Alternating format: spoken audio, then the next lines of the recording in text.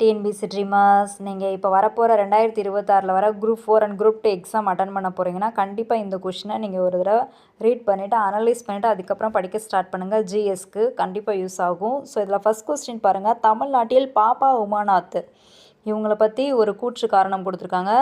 So உப்பு சத்தியாகிரகத்திற்காக ஆங்கிலா கைது செய்யப்பட்ட முதல் தென்னிந்திய பெண்மணினா நம்மளுக்கு ருக்மிணி லட்சுமிபதி தான் வரும்.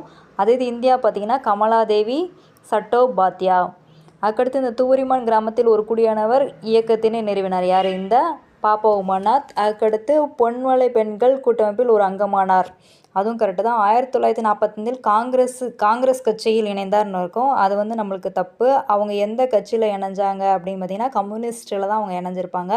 சில டீட்டெயில்ஸ் கொடுத்துருக்கேன். இது வேணால் நம்ம பிடிஎஃப் டெலகிராம் சேனலில் ஷேர் பண்ணுறோம். வேணுங்கிறவங்க டவுன்லோட் பண்ணி யூஸ் பண்ணிக்கோங்க.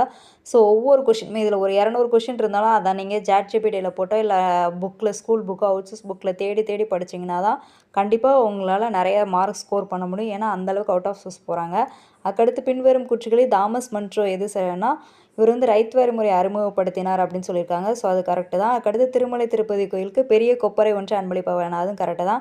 ஆனால் பக்கோடா நாணயங்களுக்கு பதிலாக ரூபாய் நாணயங்களே கொடுத்தேன். இதில் வெள்ளி ரூபாய் நாணயங்கள் வந்துச்சுன்னா தான் அந்த ஸ்டேட்மெண்ட் கரெக்டு.